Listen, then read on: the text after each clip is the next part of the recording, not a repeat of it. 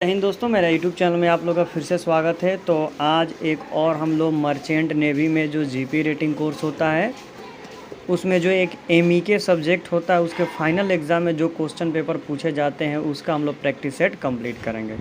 तो चलिए दोस्तों शुरू करते हैं। नंबर 1 क्वेश्चन पूछा है आइडेंटिफाई द पिक्चर। तो देखिए, जहाज़ में बहुत सारे टैंक होते हैं, तो टैंक को मापने के लिए इसका यूज़ किया जाता है, तो इसको बोलते हैं साउंडिंग रॉड। ये आपका हो जाएगा साउंडिंग रॉड, ये हो जाएगा फोल्डिंग साउंडिंग रॉड। तो इसको नॉर्मली भाषा में हम लोग क्या कहेंगे दोस्तों, साउंडिंग रॉड। ठीक है, नेक्स्ट करते हैं। Number 2, type of pump use for sea water cooling system. देखिए याद रखिएगा, मोस्टर सेंट्रीफ्यूगल पंप का यूज जहाज़ पर हो जाता है। बस बिल्ज सिस्टम में एक रेसिप्रोकेट टाइप पंप का यूज होता है, लेकिन अधिकतर क्या होता है तो सेंट्रीफ्यूगल पंप का ही यूज होता है। तो राइट आंसर हो जाएगा centrifugal pump. Which of the following is the incorrect regard the machinery safety. इनमें से कौन सा स्टेटमेंट है जो इनकरेक्ट है? तो राइट आंसर हो जाएगा दोस्तों number C, turn off coolant when wheel is the running. भाई कूल को कैसे कम करोगे? अगर करोगे तो स्पार्क हो जाएगा, आग लग जाएगा। तो ये रॉन्ग स्टेटमेंट है। Identify the picture of A square file. इनमें से आइडेंटिफाई करना कि कौन स्क्वायर फाइल है। तो देखो, ये राउंड फाइल है, ये ट्रेंगुलर फाइल है, ये आपका हाफ राउंड फाइल है, और ये आपका क्या है, स्क्वायर फाइल है। कैसे आइडेंटिफाई करोगे? देखो, इसके खांधे में क्या बना हुआ है, स्क्वायर बना है। तो ये हम लोग का राइट आंसर क्या हो जाएगा दोस्तों, स्क्वायर फाइल। ठीक है, आइडेंटिफाई द पिक्चर। देखो, ये ग्रीस निपल है। देखो, आपने सिलाई मशीन देखा होगा, सिलाई मशीन में या बड़े बड़े मशीनों में कहीं कहीं छोटे छोटे छेद होते हैं। किस लिए? तो उसमें ग्रीस डालने के लिए, उसमें तेल डालने के लिए, ताकि उसका फ्रिक्शन कम हो जाए और अच्छा तरीक़ा से मशीन फ्रिक्वेंसली स्मूथ वर्क करे। तो इसको बोलते हैं दोस्तों ग्रीस निपल। क्या बोलते हैं? Grease nipple. अब देखो, ये क्या है, ये डिप स्टिक है। मोबिल ओबिल मापने के लिए गाड़ी में भी होता है। गाड़ी में हम लोग मोबिल मापने के लिए इसी को स्टिक को लगाते हैं और निकाल देते हैं, तो पता चल जाता है कि मोबिल घटा है या बढ़ा है। तो इसको बोलते हैं डीप स्टिक। क्या बोलते हैं दोस्तों? Deep stick. The purpose of lubricating oil in a diesel engine. Diesel engine में लुब्रिकेटिंग ऑयल का पर्पस क्या होता है? तो रिड्यूस द फ्रैक्शन। फ्रैक्शन को ये क्या करता है दोस्तों? तो रिड्यूस करता है।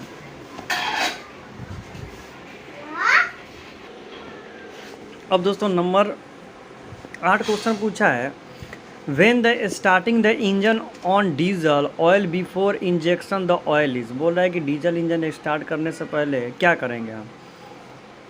तो जो ऑयल होता है उसको हीट करेंगे विन द कोल्ड क्लाइमेट।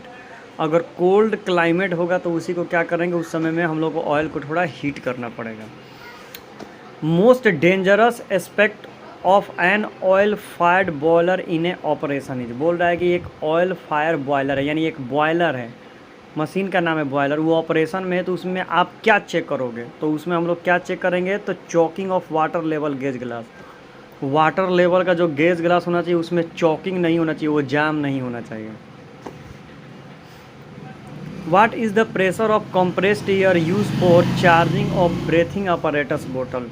तो जो कंप्रेस्ड एयर का चार्जिंग होता है वो कितना होता है? तो 220 बार होता है एयर बोतल का। ठीक है, ये क्या है? तो ये इलेक्ट्रिकल टेस्टर है, हम लोग अपने घर में भी यूज़ करते हैं। इसको नहीं बोलते हैं टेस्टर लाओ, तो इसको इलेक्ट्रिकल टेस्टर बोलते हैं। देखो, हमने आपसे पहले भी बोला था, इंजन रूम में, इंजन में एमईके में क्विक क्लोजिंग वाल्व हमेशा पूछेगा ही पूछेगा। तो 1 नंबर इसको सिक्योर कर लो कि 45 में से एक नंबर का क्वेश्चन ये आएगा ही आएगा। Quick closing valve operation is the carry out. जो क्विक क्लोजिंग वाल्व होते हैं वो कहाँ से ऑपरेशन होते हैं? तो इसको a remote located outside of engine room. आप इंजन रूम के बाहर बैठे भी इसको क्या कर सकते हो? ऑपरेट कर सकते हो। ये देखो, जहाज़ में ना बहुत ज़्यादा टेम्परेचर होता है इंजन रूम में, तो उसमें एक एग्जॉस्ट गैस निकलता है, यानी हाई टेम्परेचर। तो हाई टेम्परेचर मापने के लिए, एग्जॉस्ट टेम्परेचर मापने के लिए इसका उपयोग होता है। तो इस यंत्र का क्या नाम है? तो इस यंत्र का नाम है पैरोमीटर। क्या बोलते हैं इसको? पैरोमीटर। थर्मोमीटर कभी मत मानिएगा। ठीक है, अब बोल रहा है कि इसमें आई बोल्ट कौन है, आइडेंटिफाई करना है। तो देखिए, ये स्लॉगिंग रिग स्पेनर है, ये आपका आई बोल्ट है। ये क्या है? आई बोल्ट है। और ये क्या है? ये तो सीवेल है, सीवेल विथ हुक है, और ये आपका सिर्फ हुक है। तो हम लोग को आई बोल्ट बोला है, तो number B is the eye bolt.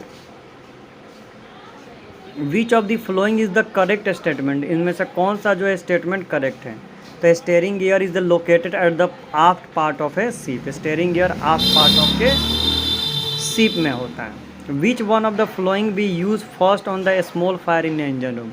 मान लीजिए इंजन रूम में एक छोटा मोटा आग लग गया, तो आप क्या करेंगे, तो हम उसमें पोर्टेबल फायर एक्सटिंग्विशर ले जाकर क्या करेंगे, आग को बुझाएंगे।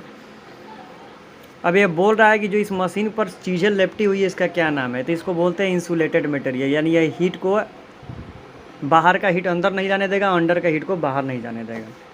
विच of the flowing will be use first and electrical fire in engine room. मान लीजिए कि एक इलेक्ट्रिक फायर इंजन रूम में हो गया, तब आप क्या करेंगे, तो portable fire extinguisher CO2 type, यही तो यूज़ करेंगे हम ना, पोर्टेबल फायर एक्सटिंग्विशर यूज़ करेंगे।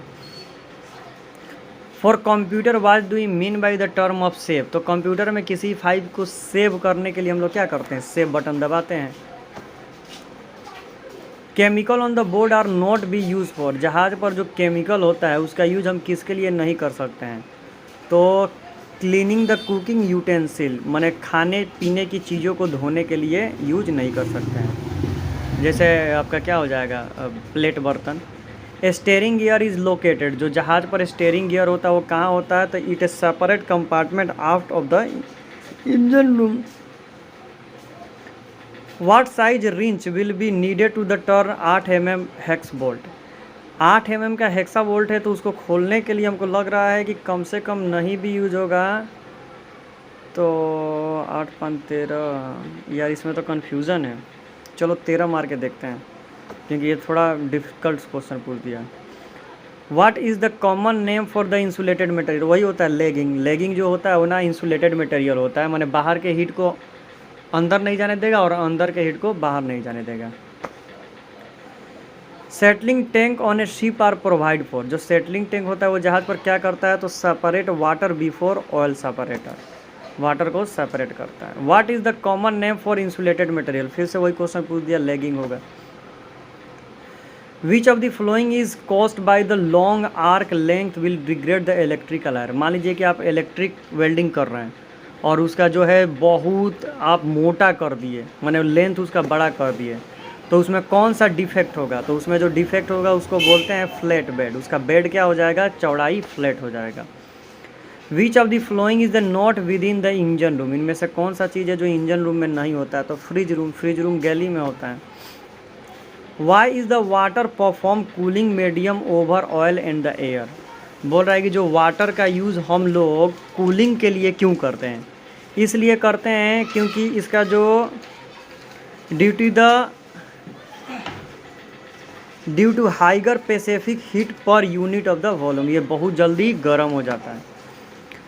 The unit of tank capacity. Tank capacity का मात्रक क्या होता है, तो क्यूबिक मीटर होता है, ठीक है, या लीटर होता है।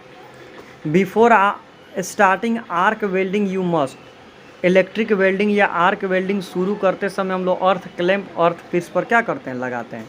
तो कनेक्ट द वेल्डिंग, नहीं ये हो जाएगा, connect the electrode holder to the earth clamp, connect to the electrode holder to the earth clamp, क्या यार, connect to the earth clamp to the work piece, हाँ यही होगा नंबर ए।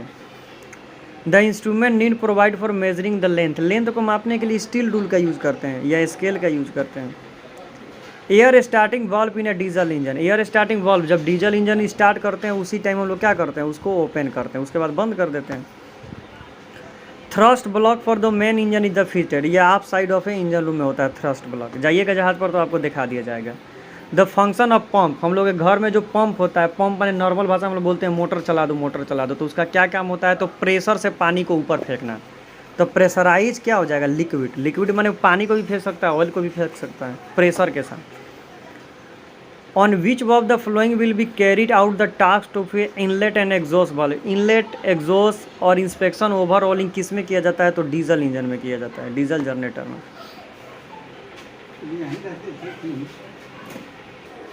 अब दोस्तों नेक्स्ट क्वेश्चन पूछ रहा है कि gas use in A gas welding. Gas welding में किसका यूज होता है, तो ऑक्सीजन और एसिटिलीन, यही हम लोग क्या करते हैं, यूज़ करते हैं।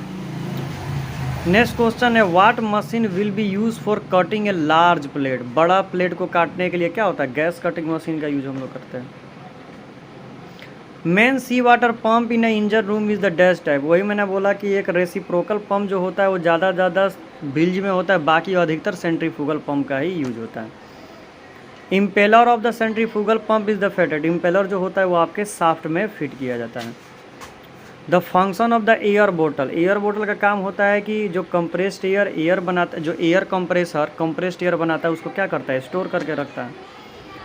Main engine is the part of propulsion system, main engine जो होता है वो प्रोपल्सन सिस्टम पर काम करता है। अब प्रोपल्सन सिस्टम क्या है, जाइए वीडियो देखिए, मेरे लेक्चर हमने आपको बता दिया है।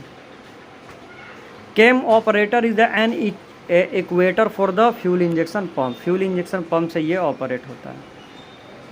लीवर हैंडल, जो लीवर होता है या हैंडल होता है किस वाल्व में होता है, तो आपका बटरफ्लाई वाल्व में वो होते हैं।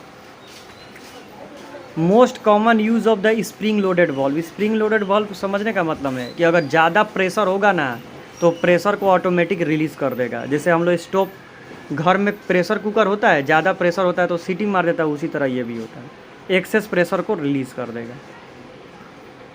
विच of the flowing is the fixing moving part of the shaft, तो ये क्या होता है, की एंड लॉक नट का यूज हम लोग कर सकते हैं।